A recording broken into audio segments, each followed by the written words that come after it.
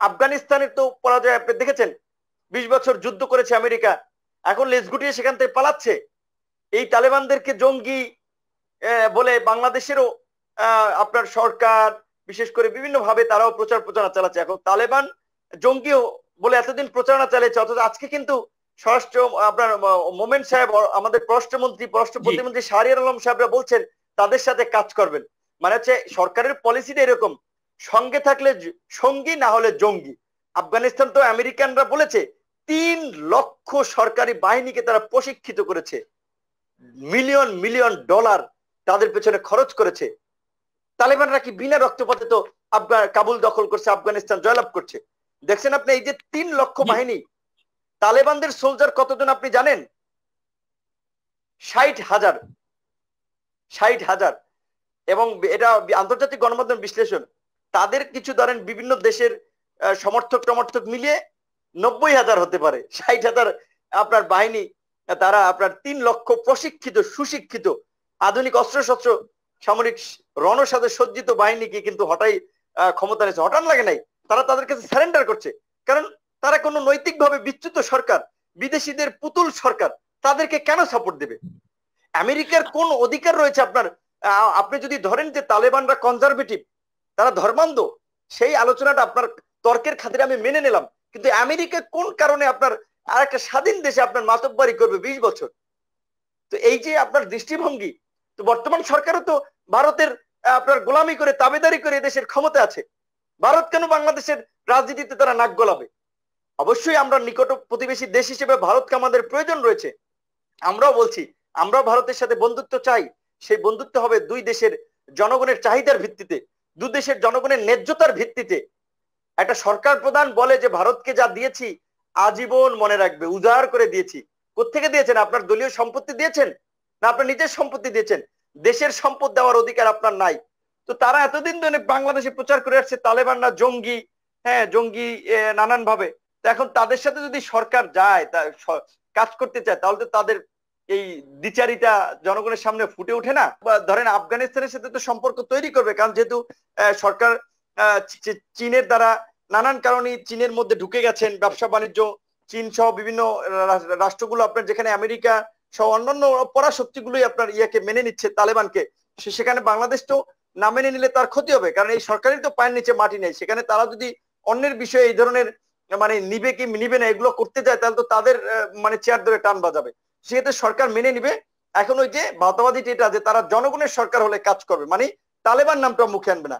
দ্বিতীয়ত কথা হচ্ছে, এইটাকে কেন্দ্র করে সরকার বাংলাদেশে কিছু জঙ্গি অভিযানের নাটক সাজাবে, জঙ্গিবাদের গল্প সাজাবে, বিভিন্ন জঙ্গি ধরার আপনার ওই মিশন টিশন বংচং চালাবে।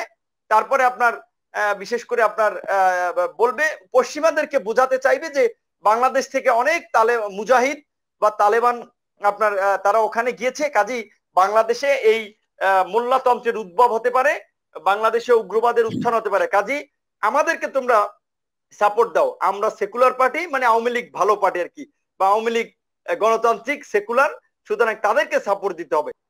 বাংলাদেশ তো আসলে বাংলাদেশ থেকে পরিচালিত হয় না।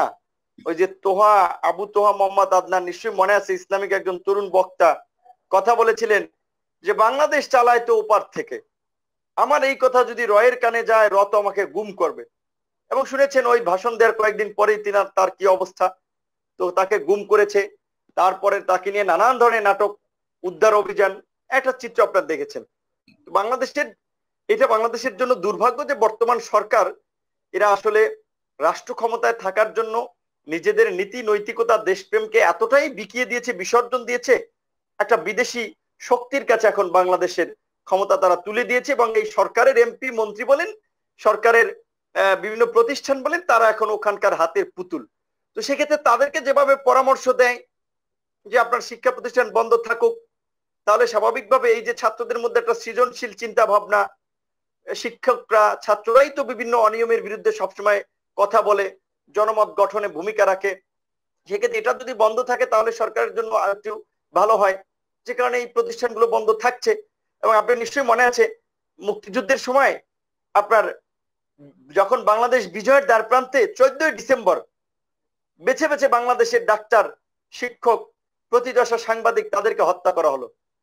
পাকিস্তানিরা হত্যা করলে তো ভাই 14 ডিসেম্বরের আগে বেছে বেছে হত্যা করতো। কারা হত্যা করেছে? বাংলাদেশকে তাদের একটা পুতুল রাষ্ট্র বানানোর জন্য যখন দেখছে যে বাংলাদেশ স্বাধীন হয়ে যাচ্ছে, তখন তারা চিন্তা করেছে যে বাংলাদেশ স্বাধীন হোক, কিন্তু বুদ্ধি পরামর্শের জন্য যেন তাদের কাছে যায়, তারা যেন দাদাগিরি করতে পারে। তো 14 ডিসেম্বর তখন তারা এই বুদ্ধিজীবীদের বেছে বেছে হত্যা করলো বাংলাদেশকে একটা পঙ্গু এবং ব্যর্থ রাষ্ট্র বানানোর জন্য। সেই তথ্য নিয়ে যখন জহির রায়হান ডকুমেন্টারি তৈরি করতে চাইলো, স্বাধীন দেশে প্রথম গুমের শিকার হয় জহির রায়হান। বিচার বহির্ভূত হত্যাকাণ্ডের শিকার হয়েছে সিরাজ শিকদার, আপনাদের নিশ্চয়ই মনে আছে।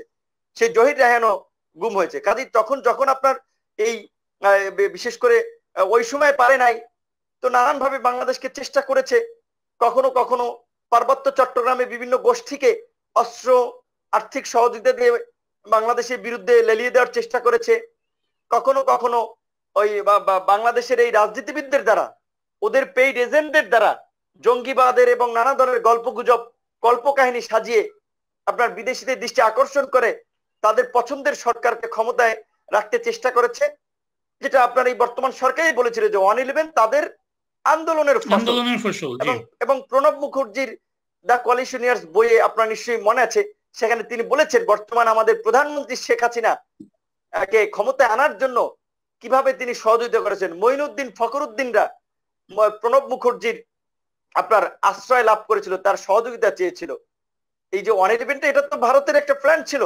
ঠিক এইভাবে আপনার বাংলাদেশকে মেধাশূন্য করার জন্য, আর্থিকভাবে বাংলাদেশকে পঙ্গু করার জন্য, বাংলাদেশকে একটা ব্যর্থ এবং অকার্যকর রাষ্ট্র করার জন্য ভারত সেই 1971 সালের 14 ডিসেম্বর থেকে আপনার প্ল্যান নিয়ে কাজ করতেছিল, যার আপনার বিভিন্ন ভাবে তারা সেটা চেষ্টা হচ্ছে। এবং আমি মনে করি আজকের শিক্ষা প্রতিষ্ঠান বন্ধ বলেন, বাংলাদেশের গার্মেন্টস আপনার শিল্প নিয়ে নানা ধরনের নেতিবাচক প্রচার প্রচারণা বলেন, বিভিন্ন ক্ষেত্রে ভারত আমাদেরকে এইভাবে হচ্ছে আসলে যেটা বলে সোজা কথায় বাস দিচ্ছে।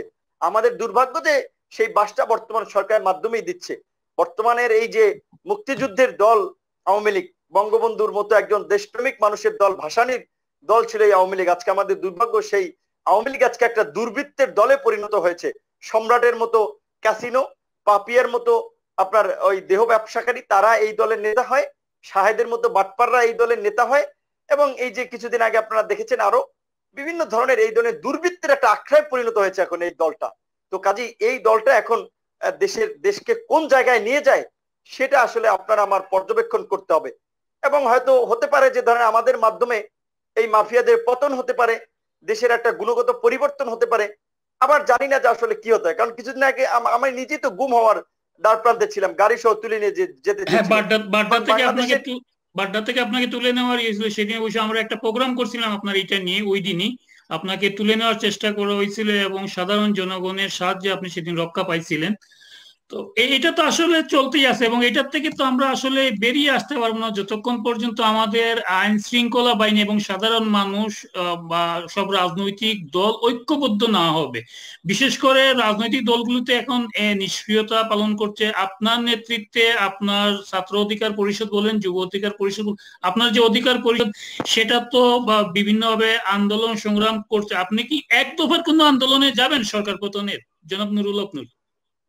এখন এটা হচ্ছে কি ভাই, দেখে আসলে আমরা তো এই 3 বছরের ধরেন আমাদের উত্থান, আমরা তো শুরু থেকে ছাত্র আন্দোলনের মধ্যে দিয়ে ছাত্র সমাজের কাছে আমাদের একটা অ্যাকসেপ্টেন্সি তৈরি হয়েছে। তারপরে আমরা যখন গণমানুষের বিভিন্ন দাবি দেওয়া নিয়ে আপনার আন্দোলন করেছি, সংগ্রাম করছি, সেটা কৃষকের অধিকার নিয়ে, শ্রমিকের অধিকার নিয়ে, নারীর আপনার অধিকার নিয়ে, তখন আমরা আস্তে আস্তে কিন্তু মানুষের মাঝে একটা অবস্থান তৈরি করে যাচ্ছি, মানুষের সমর্থন পাচ্ছি।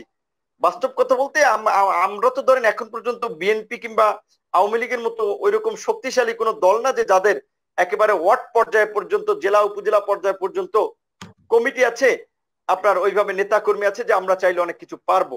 কিন্তু আপনার তো সমর্থক আছে, আপনার সমর্থক তো সারা দেশব্যাপী আছে। ঠিক আছে, এখন কথা হচ্ছে যে ভাই ফেসবুকে একটা বক্তব্য দিল, ওই যে ওই দিনকেও শহীদ মিনারে বক্তব্য দিছি, 5-7 মিলিয়ন ভিউ হয়েছে, কিন্তু 5-7 মিলিয়নের 5-7 হাজার মানুষ তো শহীদ মিনারের প্রোগ্রামে আমার হয় নাই। তো মানুষ ঠিক আছে ওই ফেসবুকে লাইক শেয়ার ভিউ এবং এগিয়ে যান ভাই, চালিয়ে যান ভাই, এই ভিউ দিয়ে তো আসলে রাজনৈতিক বাস্তবতাকে পরিমাপ করা যাবে না। আপনি বলছেন ঠিক আছে, আমি আপনার মতামতকে স্যালুট দিই, এবং যারা সোশ্যাল মিডিয়া থেকেও আমাদেরকে সাপোর্টটা দিচ্ছেন তাদের প্রতি আমরা কৃতজ্ঞতা জানাই।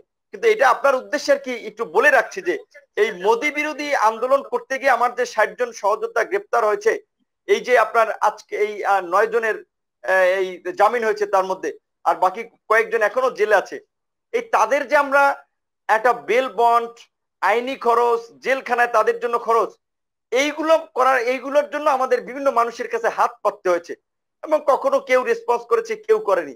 তো এই ছোট্ট একটা ধাক্কায় আমরা কিন্তু একটা চরম শিক্ষা পেয়েছি এবং আমরা বাস্তবতাটাকে দেখেছি, বাস্তব কথা। তো সে বিভিন্ন মানুষ বলেছে, নূর তোমাদের কোনো সহযোগিতা লাগলে ভাই আমাদেরকে বলবা, আমরা আছি ভাই, এই মুহূর্তে দেশের জন্য তোমাদের প্রয়োজন।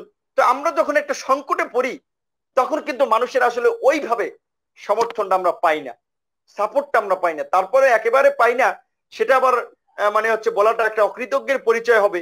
এই প্রতিকূল সময় আবার বিভিন্ন মানুষ আমাদেরকে সহযোগিতা করছে, এগিয়ে আসছে, সেজন্য তাদের প্রতিও ধন্যবাদ এবং কৃতজ্ঞতা জানাই।